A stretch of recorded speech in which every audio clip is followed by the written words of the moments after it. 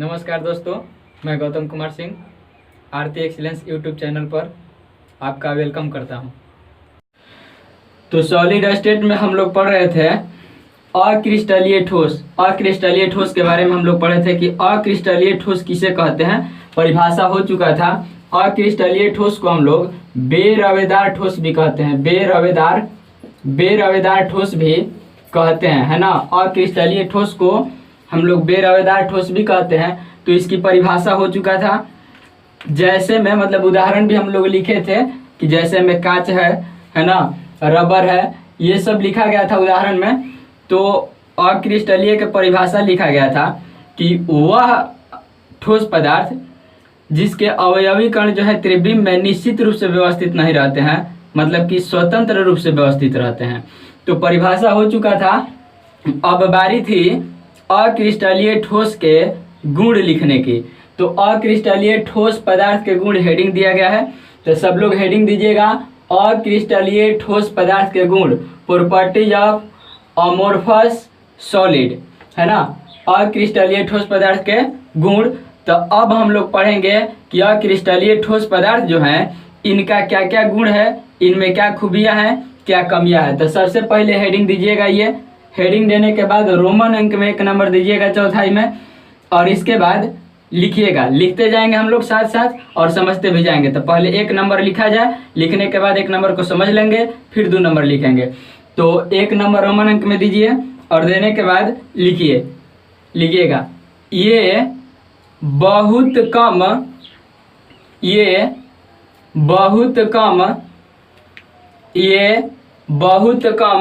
दृढ़ होते हैं। बहुत कम दृढ़ बोर्ड पे लिखे हैं, दृढ़ होते हैं।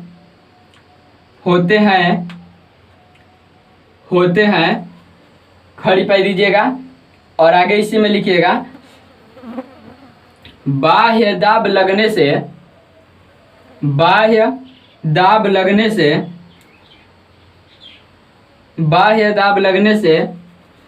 ये आसानी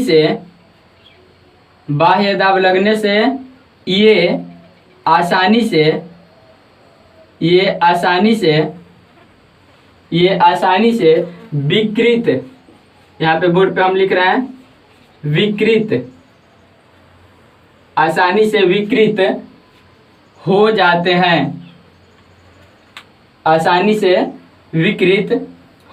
हैं। खड़ी पाई दीजिएगा। अब समझा जाए इसको। 1 नंबर में लिखा गया कि ये बहुत कम दृढ़ होते हैं। जैसे हम लोग ठीक, ये जो है ना क्रिस्टलीय, ठीक क्रिस्टलीय को उल्टा।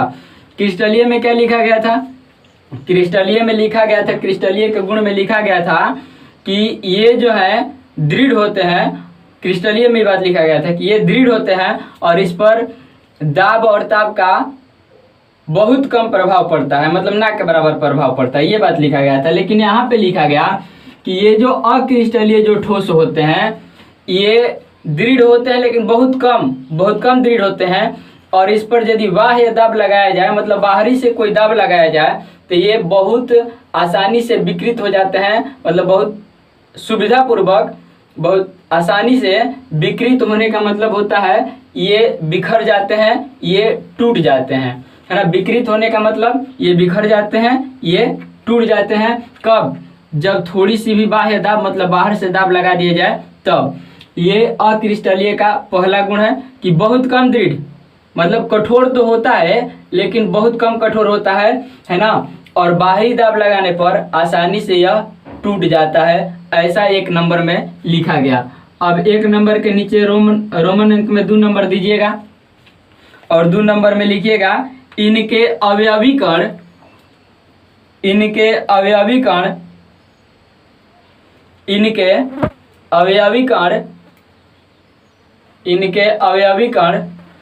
स्वतंत्र रूप से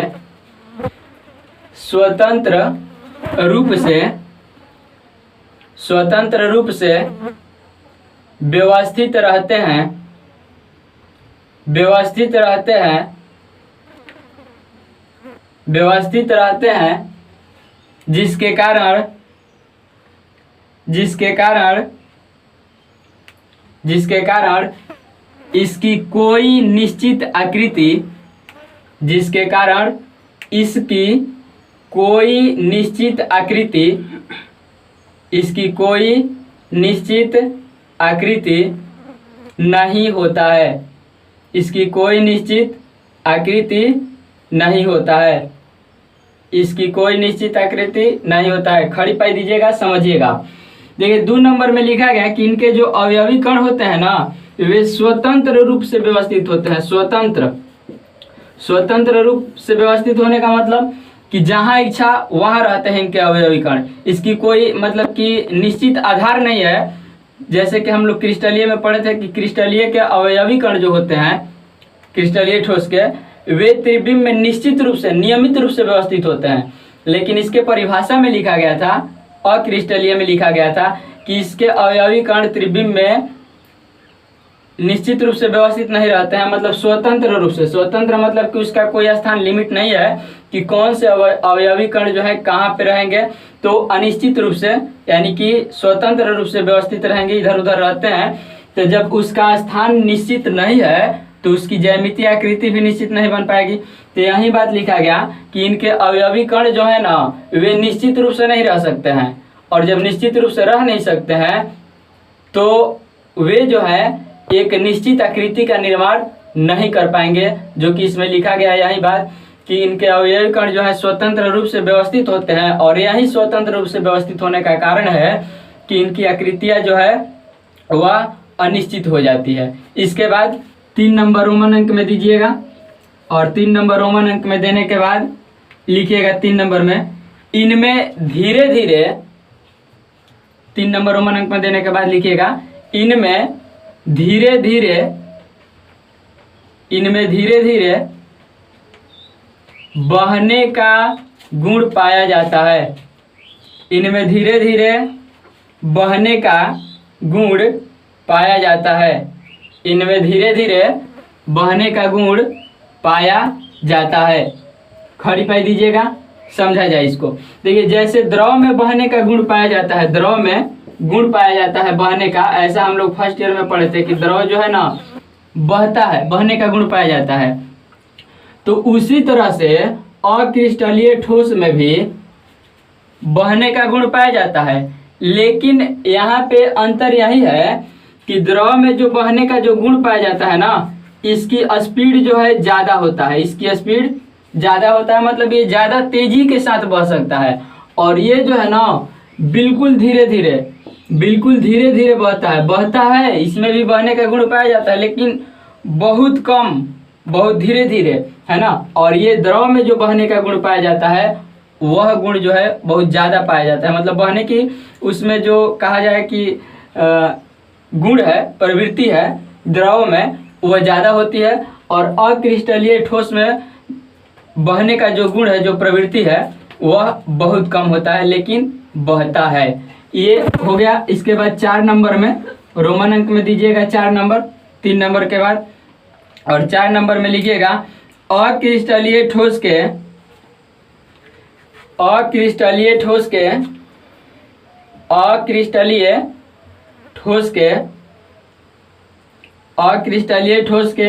विद्युत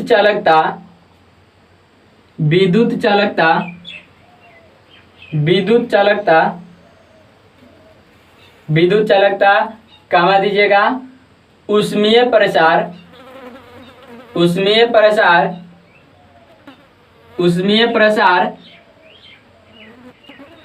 प्रसार तथा अपवर्तनांक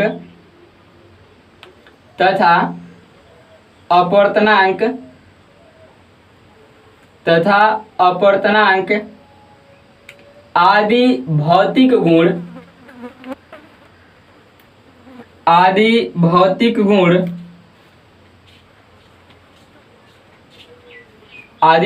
गुण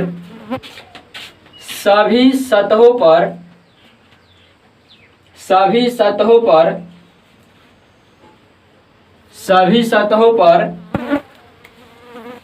सतहों पर एक समान होता है।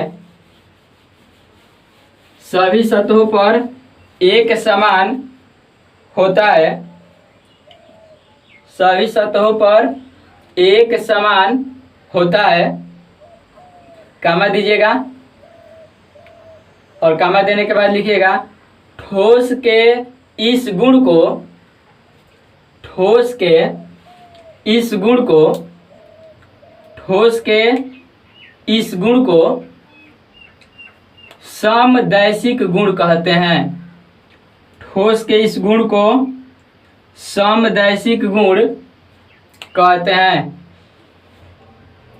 ठोस के इस गुण को समदैशिक गुण कहते हैं। खड़ी पाई दीजिएगा और समझिएगा इसको। देखिए, इसमें बोला गया कि जो अक्रिस्टलीय ठोस होते हैं, अक्रिस्टलीय ठोस में जो ऊष्मीय प्रसार होता है, ऊष्मीय प्रसार, विद्युत चालकता जो होता है, विद्युत चालकता, अपवर्तनांक जो होता है, अपवर्तनांक जो होता है, आदि भौतिक गुण लिखा गया, आदि भौतिक गुण। भौतिक गुण मतलब कहे कि ये कि और भी बहुत सारी जो भौतिक गुण होती है ना, और भी बहुत सारा जो भौतिक गुण होता है, ये सब के सब जो है अक्रिस्टलीय ठोस में सभी सतहों पर, सभी सतहों पर एक समान होता है, एक समान होता है। और इसी गुण को कहा जाता है क्या? इसी गुण को कहा जाता है समदैशिक गुण। इसी गुण को कहा जाता है क्या? समदैशिक गुण। कहने का मतलब ये है कि अक्रिस्टलीय ठोस जो होते हैं, उस ठोस में ऊष्मीय प्रसार, विद्युत चालकता, अपवर्तनांक आदि भौतिक गुण, मतलब और भी यदि कोई भौतिक गुण है ना, तो वे सब के सब सभी सतह पर, माने भिन्न भिन्न सतहों पर, अलग अलग सतहों पर एक समान होते हैं, है ना, एक समान, एक बराबर होते हैं। और उसी को कहा जाता है क्या? समदैशिक गुण। यानी समदैशिक गुण के जैसे परिभाषा पूछा जाए, जिस तरह से पिछले क्लास में हम लोग कभी पढ़े थे क्रिस्टलीय में कि ये विषमदैशिक गुण प्रदर्शित करते हैं, मतलब कि उसमें सभी सतहों पर, भिन्न भिन्न सतहों पर, मतलब अलग अलग सतहों पर, अलग अलग सतहों पर जो ये सब भौतिक गुण होता है क्रिस्टलीय ठोस में भिन्न भिन्न होता है, मतलब अलग अलग होता है, इसलिए उसको विषम बोला गया। और इसमें सम बोला गया है कि समदैशिक। क्यों? क्योंकि सभी सतह पे एक समान होता है। तो यहाँ पे हम लोग पिछले क्लास में फोटो भी बना के समझे थे कि विषमदैशिक क्या होता है, हम आपको फोटो बना के दिखाए थे। उसमें पार करवाया जा रहा था विद्युत धारा को या किरण को किसी, तो उसी तरह से यदि उसमें क्या था ना, उसमें अवयवी कण निश्चित रूप से व्यवस्थित है। और यहाँ अक्रिस्टलीय की बात हो रही है, और अक्रिस्टलीय में तो आपको पता होगा ये बात कि अक्रिस्टलीय ठोस उसको बोला जाता है जिसमें अवयवी कण स्वतंत्र रूप से व्यवस्थित होंगे, मतलब उसकी कोई नियम नहीं है, कोई आधार नहीं है कि किस आधार पे व्यवस्थित होगा, वे स्वतंत्र रूप से। तो यदि मान लिया जाए कि यहाँ पे A है, यहाँ पे B है, यहाँ पे A है, ये A B क्या है, तो A B को हम मान लेते हैं कि अवयवी कण है। A B को क्या मान लेना है? अवयवी कण मान लेते हैं। आप कुछ भी रख सकते हैं, C हो गया, यहाँ पे A हो, यहाँ पे B हो गया, यहाँ पे फिर से A हो गया, इस तरह से यहाँ पे B हो गया, यहाँ पे A हो गया, यहाँ पे B हो गया, यहाँ पे A हो गया। तो आप देख पा रहे हैं कि ये जो है ना एक क्रम में नहीं है। यहाँ से यदि करेंगे तो भी वही बात, यहाँ से करेंगे तो भी वही बात, और बीच से यदि करेंगे ना तो भी क्या? वही बात। देखिए, यहाँ से कर रहे हैं तभी अवयवी कणों को पार करते हुए जा रहा है, यहाँ से करें तो भी अवयवी कणों से होकर के गुजर रहा है। और यदि यहाँ से हम लोग करते हैं तो ये जो है ना इस तरह से इसके बीच में है, ये जो है इस तरह से इसके बीच में है, ये भी इस तरह से इसके बीच में है, तो भी हर हाल में ये जो है ना किसी भी तरह से इसको खींचिएगा, किसी भी तरह से किरण को प्रवाहित कीजिएगा तो वे अवयवी कणों से होकर के ही गुजरते हैं, है ना। क्यों अवयवी कण से होकर के गुजरते हैं? क्योंकि अवयवी कणों का इसमें कोई आधार ही नहीं है, कहीं पे भी हो सकते हैं, है ना। जबकि उसमें क्रिस्टलीय में आधार था कि एक लाइन में सब सुसज्जित होंगे, व्यवस्थित होंगे, जबकि यहाँ पे कोई आधार नहीं है। यहाँ पे भी हो सकता है, एक लाइन में भी हो सकता है, ऊपर नीचे भी हो सकता है, क्योंकि ये स्वतंत्र रूप से व्यवस्थित है। तो इसमें सब जो है इसको देखिए, सब जो है अवयवी कणों को काटते हुए निकल रहा है, तो सबका जो मतलब निकलने का जो दर होगा वही एक समान होगा। और इसीलिए बोला गया इधर से भी निकालते हैं, इधर से भी निकालते हैं, इधर से भी निकालते हैं, तो हमेशा वह जो है अवयवी कण को पार करके ही बाहर निकलता है। और इसीलिए बोला गया कि किसी भी तरह से आप निकालें तो सभी सतह पर क्या होंगे, समान होंगे, बराबर होंगे, एक ही जैसा होगा। और इसीलिए लिखा गया कि ये जो है इसी गुण को कहा जाता है समदैशिक गुण। और ये समदैशिक गुण जो है पाया जाता है किसमें, अक्रिस्टलीय ठोस में। तो ऑब्जेक्टिव क्वेश्चन यहाँ पे बन सकता है, ऑब्जेक्टिव क्वेश्चन बन सकता है कि समदैशिक गुण किस में पाया जाता है। ऑप्शन हो सकता है ए नंबर में क्रिस्टलीय ठोस, बी नंबर में अक्रिस्टलीय ठोस, सी नंबर में ए तथा बी दोनों, डी नंबर में इनमें से कोई नहीं, मतलब ऐसा ऑप्शन हो सकता है। तो आपको ध्यान रखना है, या सब्जेक्टिव में ये भी पूछा जा सकता है कि समदैशिक गुण किसे कहते हैं या विषमदैशिक गुण किसे कहते हैं, या फिर ये भी लिख सकता है कि निम्न को परिभाषित करें, है ना। क्वेश्चन में ऐसे भी लिखा जा सकता है कि निम्न को परिभाषित करें। ए नंबर में दे देगा समदैशिक गुण और बी नंबर में दे दिया जाएगा विषमदैशिक गुण। तो आप इसको ध्यान रखेंगे, ये अक्रिस्टलीय ठोस पदार्थ के 4 गुण था, चारों गुण समाप्त हुआ।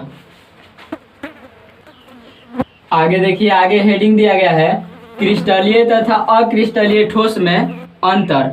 मतलब क्रिस्टलीय ठोस में और अक्रिस्टलीय ठोस में क्या क्या अंतर है, क्या डिफरेंसेज है, इस बात को हम लोग अब पढ़ेंगे। तो जैसा कि अंतर की बात की जाए तो जो परिभाषा में लिखा गया, जो गुण में लिखा गया, वही तो अंतर है। क्रिस्टलीय ठोस के परिभाषा में हम लोग लिखे थे कि इनके अवयवी कण जो है त्रिविम में नियमित रूप से व्यवस्थित हैं, और अक्रिस्टलीय में लिखा गया था कि इनके अवयवी कण जो है स्वतंत्र रूप से व्यवस्थित है। इसका मतलब कि वो तो यह अंतर हो गया नहीं।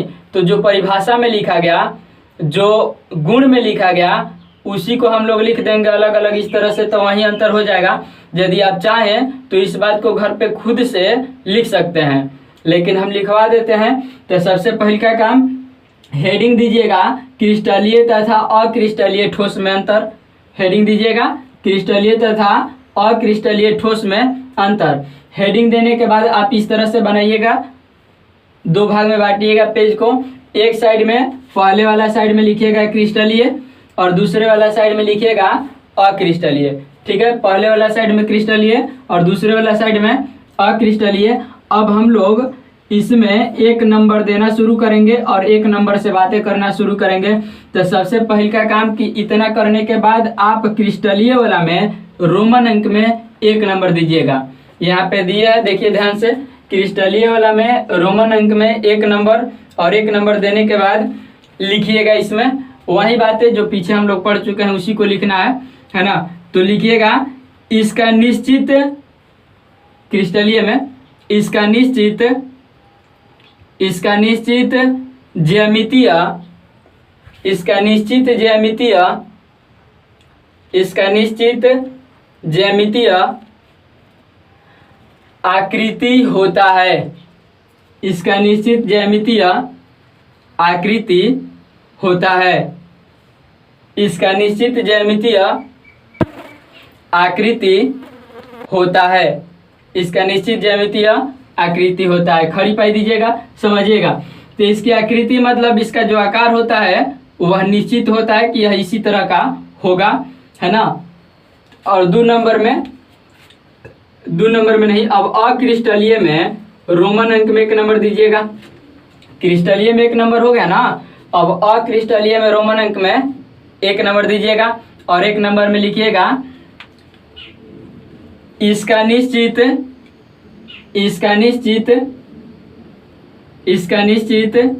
ज्यामितीय आकृति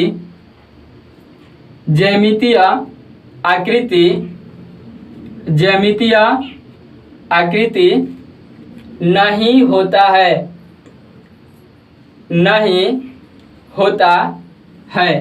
इसका निश्चित ज्यामितीय आकृति नहीं होता है।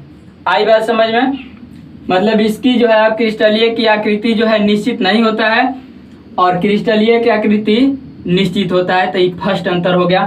अब इसके बाद क्रिस्टलीय वाला में रोमन अंक में 2 नंबर दीजिएगा और 2 नंबर में लिखिएगा इसका गलनांक इसका गलनांक क्रिस्टलीय में रोमन अंक में 2 नंबर दे करके लिखना है। इसका गलनांक उच्च एवं निश्चित होता है।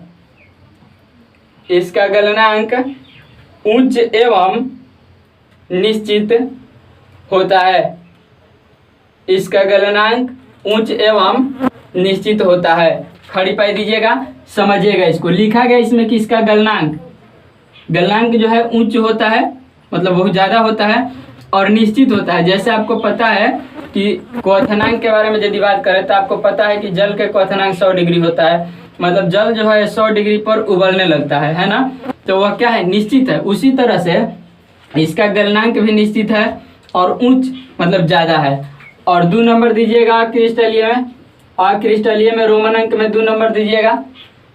और 2 नंबर देने के बाद लिखिएगा, इस 2 नंबर में लिखिएगा इसका गलनांक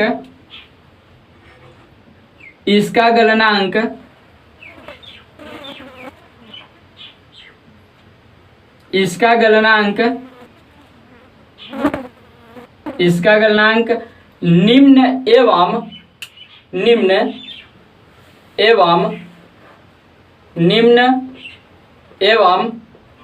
अनिश्चित होता है।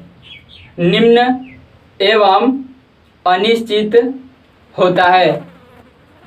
निम्न एवं अनिश्चित होता है। खड़ी पाई दीजिएगा, समझिएगा। बोला गया कि इसका गलनांक जो होता है ना, निम्न मतलब क्या, कम होता है। अनिश्चित मतलब ये निश्चित नहीं है कि कितने डिग्री सेल्सियस पर ये गल पाएगा, है ना।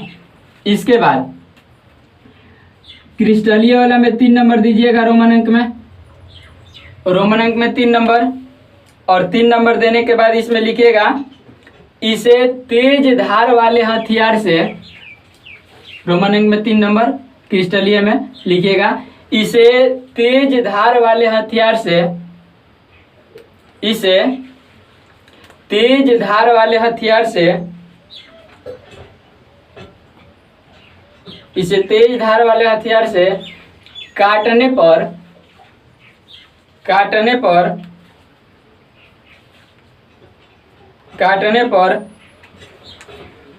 2 टुकड़ों में विभक्त हो जाता है।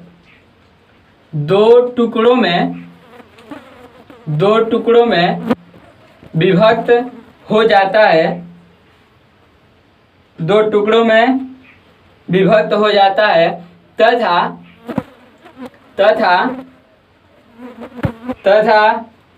इनके जनित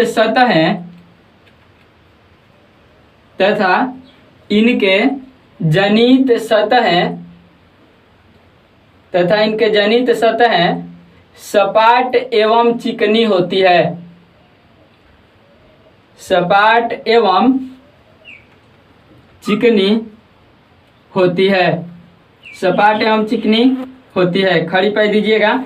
अब देखिए यहाँ पे लिखा गया ना क्रिस्टलीय में कि जब इसको तेज धार वाले हथियार से काटेंगे, किसको, क्रिस्टलीय ठोस को जब काटेंगे तेज धार वाले हथियार से, तो काटने पर जो सतह प्राप्त होगा वह बिल्कुल सपाट यानी कि प्लेन चिकना होगा, ऐसा लिखा गया। अब इसमें 3 नंबर दीजिएगा और 3 नंबर में लिखिएगा। और क्रिस्टलीय में 3 नंबर इसमें लिखिएगा इसे तेज धार वाले हथियार से, इसे तेज धार वाले हथियार से, इसे तेज धार वाले हथियार से काटने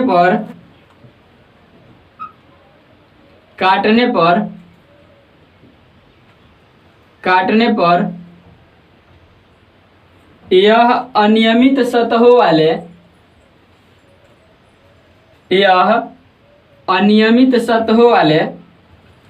यह अनियमित सतहों वाले 2 टुकड़ों में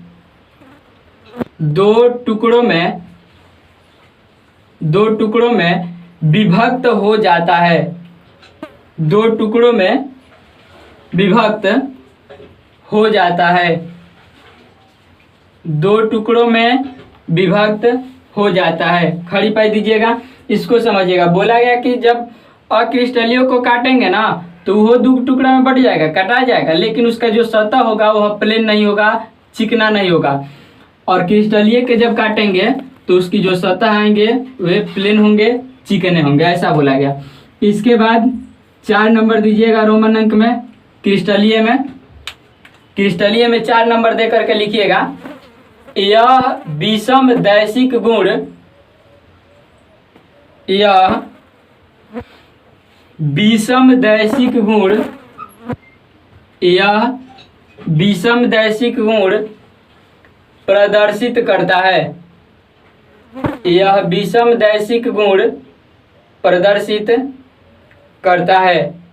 खड़ी पाई दीजिएगा, यह विषम दैशिक गुण प्रदर्शित करता है। तो 4 नंबर में लिखा गया क्रिस्टलीय में कि यह जो है विषम दैशिक गुण प्रदर्शित करता है। और विषम दैशिक गुण क्या होता है आपको पता है? विषम दैशिक गुण वैसे गुण को कहा जाता है जिसमें किसी ठोस पदार्थ के विभिन्न सतहों पर, यानी कि अलग अलग सतहों पर विद्युत चालकता, उसमें प्रसार, अपवर्तनांक, भौतिक गुण, मतलब ये सब जो भौतिक गुण है ये अलग अलग सतहों पर जब अलग अलग होता है तो इस गुण को कहा जाता है क्या? विषम दैशिक गुण। और ये पाया जाता है किसमें? क्रिस्टलीय ठोसों में पाया जाता है। इसके बाद 4 नंबर दीजिएगा रोमन अंक में अक्रिस्टलीय में, और लिखिएगा अक्रिस्टलीय में कि यह समदैशिक गुण प्रदर्शित करता है, यह समदैशिक गुण प्रदर्शित करता है, यह समदैशिक गुण प्रदर्शित करता है। तो 4 नंबर अक्रिस्टलीय में लिखा गया कि यह समदैशिक गुण प्रदर्शित करता है। और समदैशिक गुण क्या होता है अभी हम लोग समझे थे। समदैशिक गुण जो है मतलब विभिन्न सतहों पर एक समान होता है। विभिन्न सतहों मतलब का सभी सतहों पर एक समान होता है, ऐसा हम लोग अभी पढ़े थे कुछ देर पहले इसके गुण में, अक्रिस्टलीय के गुण में। इसके बाद अब आगे क्रिस्टलीय में 5 नंबर दीजिएगा रोमन अंक में। क्रिस्टलीय ठोस में रोमन अंक में 5 नंबर दीजिएगा और समझिएगा 5 नंबर को लिखा जाए। पहले लिखिएगा 5 नंबर में, इनके अवयवीकरण, इनके अवयवीकरण, इनके अवयवीकरण, इनके अवयवीकरण त्रिविम में, त्रिविम में, त्रिविम में नियमित रूप से, नियमित रूप से व्यवस्थित होते हैं, नियमित रूप से व्यवस्थित होते हैं, नियमित रूप से व्यवस्थित होते हैं। खड़ी पाई दीजिएगा तो समझा जाए। आप इसमें बोला गया क्रिस्टलीय में कि इनके जो अवयवीकरण होते हैं, अवयवीकरण मतलब अवयवीकरण हम लोग उसको बोलते हैं वह छोटा छोटा कण जिस छोटे छोटे कण से मिलकर के वह क्रिस्टल तैयार हुआ है, वह क्रिस्टल बना है ना। तो क्रिस्टल जिन छोटे छोटे कणों से मिलकर के बना है उसी छोटे छोटे कण को बोला जाता है क्या? अवयवी कण। और यह अवयवी कण के रूप में अणु हो सकता है, परमाणु हो सकता है, आयन भी हो सकता है। तो इसमें बोला गया क्रिस्टलीय ठोस में कि इस क्रिस्टल में अवयवी कण जो होते हैं वे त्रिविम में नियमित रूप से, मतलब एक नियम के आधार पर, एक निश्चित पैटर्न पर ये जो है व्यवस्थित होते हैं, व्यवस्थित रहते हैं, ऐसा लिखा गया। इसके बाद आप अक्रिस्टलीय में, अक्रिस्टलीय में 5 नंबर दीजिएगा और 5 नंबर देने के बाद लिखिएगा इनके अवयवी कण, इनके अवयवी कण, इनके अवयवी कण, इनके अवयवी कण त्रिविम में, त्रिविम में, त्रिविम में स्वतंत्र रूप से, स्वतंत्र रूप से, स्वतंत्र रूप से व्यवस्थित होते हैं, स्वतंत्र रूप से व्यवस्थित होते हैं। तो देखिएगा अक्रिस्टलीय में 5 नंबर बोला गया कि इनके जो अवयवी कण, अवयवी कण मतलब फिर से वही बात, वह छोटा छोटा कण जिनसे यह अक्रिस्टलीय ठोस बना है। और छोटे कण हो सकते हैं कौन? तो अणु हो सकता है, परमाणु और आयन हो सकते हैं। तो इसमें ना स्वतंत्र रूप से, स्वतंत्र रूप से व्यवस्थित होते हैं, मतलब जिसकी जहाँ इच्छा वहाँ पे रहता है अवयवी कण। लेकिन क्रिस्टलीय में ऐसा नहीं है, क्रिस्टलीय में नियम पर आधारित है। आगे आप हेडिंग दीजिएगा, हेडिंग नहीं, नंबर 6 दीजिएगा। क्रिस्टलीय ठोस में 6 नंबर दीजिएगा रोमन अंक में। तो रोमन अंक में क्रिस्टलीय ठोस में 6 नंबर दीजिए और 6 नंबर में लिखिएगा यह वास्तविक ठोस होता है। यह वास्तविक ठोस होता है। यह वास्तविक ठोस होता है। खड़ी पाई दीजिएगा और समझिएगा 6 नंबर को। क्रिस्टलीय में लिखा गया लास्ट में, यानी कि ये जो 6 नंबर बोला गया ना, ये लास्ट है अंतर।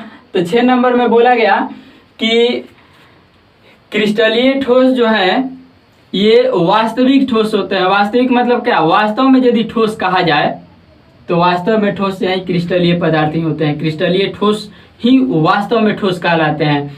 और ये जो अक्रिस्टलीय ठोस होता है ये ठोस नहीं है। ठोस इसका नाम हम लोग दिए हैं, नाम दिया गया है, लेकिन वास्तव में हकीकत में कहा जाए तो ये ठोस नहीं है। ठोस कौन है? ठोस ये है। इसीलिए इसमें लिखा गया कि ये वास्तविक ठोस होते हैं। और इसके बाद नंबर दीजिएगा, इसमें 6 नंबर दीजिएगा, यानी कि अक्रिस्टलीय में 6 नंबर लिखिएगा।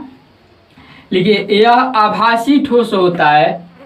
यह आभासी ठोस होता है। यह आभासी ठोस होता है। यह आभासी ठोस होता है। खड़ी पाई दीजिएगा और इसी में लिखिएगा वास्तव में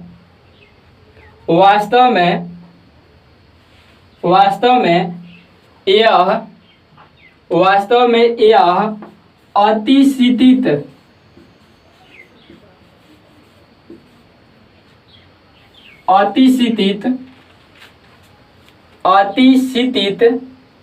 द्रव होता है।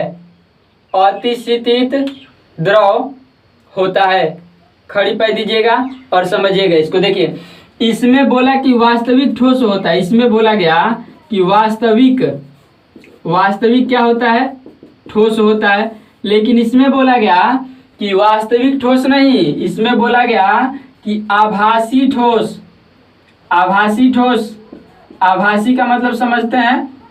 आभासी का मतलब, वास्तविक ठोस मतलब ये हकीकत में ठोस होते हैं, और आभासी ठोस का मतलब यह ठोस होते नहीं है, कल्पना किया गया है कि ये ठोस है। आभासी ठोस मतलब काल्पनिक है ना। आभासी मतलब होता है काल्पनिक, मतलब कल्पना किया गया है कि ये ठोस हैं, लेकिन ये वास्तव में ठोस नहीं होते हैं। ये होते हैं तो क्या होते हैं? अतिशीतित द्रव होते हैं। अब रही बात कि अतिशीतित द्रव किसको कहते हैं। आपको तो ये बात पता होगा कि द्रव किसको कहते हैं, ये बात आपको पता होगा। तो द्रव वह होता है जिसमें बहने का गुण पाया जाता है। द्रव उसको हम लोग बोलते हैं जिसमें बहने का गुण पाया जाता है। लेकिन अतिशीतित द्रव उसको बोलते हैं जिसमें धीरे धीरे बहने का गुण पाया जाता है ना। द्रव उसको बोलेंगे जिसमें बहने का गुण पाया जाता है, लेकिन अतिशीतित द्रव उसको बोलेंगे जिसमें धीरे धीरे मतलब बहुत कम, ना के बराबर बहने का गुण पाया जाता है, तो उसको बोला जाता है अतिशीतित द्रव। आगे हम लोग जब क्वेश्चन करेंगे तो क्वेश्चन में लिखा जाएगा कि अतिशीतित द्रव से क्या समझते हैं या किसे कहते हैं अतिशीतित द्रव, है ना। तो ये अंतर 6 को लिखाया, 6 अंतर हो गया। तो आज के लिए इतना ही, अगले क्लास में फिर मिलते हैं। यदि वीडियो पसंद आए तो चैनल को सब्सक्राइब करें, अपने दोस्तों को शेयर करें ताकि उनको भी बेनिफिट हो सके।